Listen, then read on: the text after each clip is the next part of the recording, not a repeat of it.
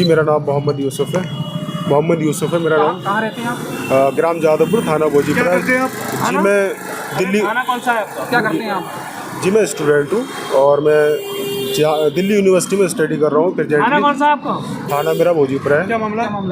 मामला यह है कि 11/4/2025 को हमारे घर में 22 लोगों ने घर में घुस के मारपीट की थी, जिसमें हमारे 3 भाई और अम्मी को बहुत गंभीर चोटें आई थी, जानलेवा हमला किया था। उसके बाद पुलिस ने उसी वक्त धारा 307 में मुकदमा दायर किया था, 307 452 में। एक मुलजिम को भेजा था जेल उसी दिन 12/4/2025 को। उसके बाद को 19/5/2025 को 3 सरेंडर हो गए थे खुद ही न्यायालय में।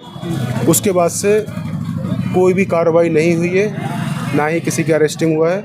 उन लोगों के NBW 14/5/2025 को ले लिए थे। उसके बाद से ना ही कोई धारा 82 की कार्रवाई हुई है, ना धारा 83 हुई है, कोई कार्रवाई नहीं हुई है। 3 महीने लगातार से वारंट से चल रहे हैं, लेकिन उसके बाद से पुलिस कोई कार्रवाई नहीं कर रही है अगले की।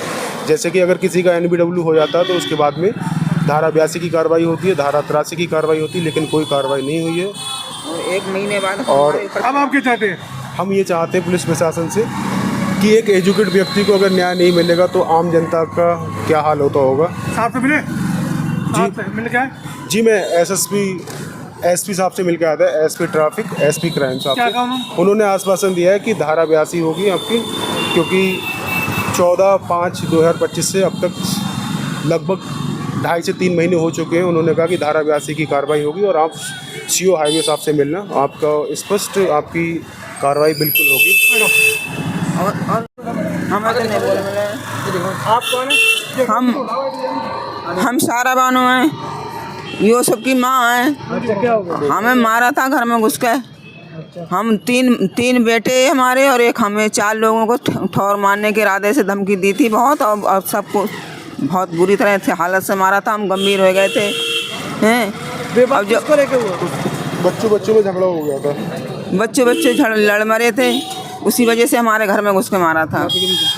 पहले हमारे बड़े को मारा थी, हमें सभी इलाज चला था, खुश लोग हॉस्पिटल में इलाज चला था। 10 दिन ICU में रहे थे और उन लोगों ने 1 महीने के बाद और उल्टा झूठा मुकदमा करा दिया 9/5/2025 को। पुलिस प्रशासन पता नहीं क्या कर रहा है, हमें ये नहीं समझ में आ रहा कि 1 महीने के बाद झूठा मुकदमा लिखा देता। मारने वाले व्यक्ति, हमारे 3 भाई और अम्मी का ICU में इलाज चला था खुश लोग हॉस्पिटल, जो स्टेडियम रोड पे है, जिसके चेयरमैन हैं विनोद पागरानी जी।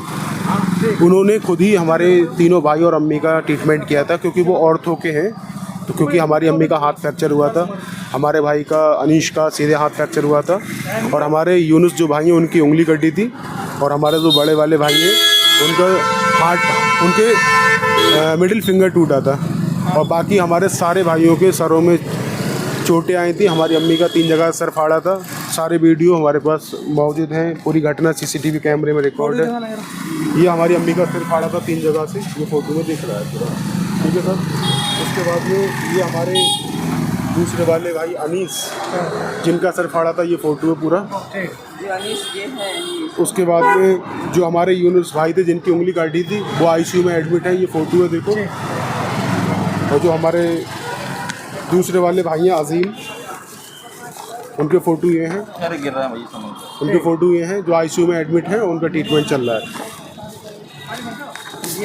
और जो पूरी घटना है, जो मारते हुए, मेरे पास कुछ फ़ोटो हैं अवेलेबल, जैसे कि ये देखो वीडियो में दिख रहे थे, तो मैंने उसका स्क्रीनशॉट लेके फ़ोटो निकाल लिया था। ठीक, उसमें पूरी घटना दिख रही है कि किस तरीके से मार रहे हैं, ठीक है सर।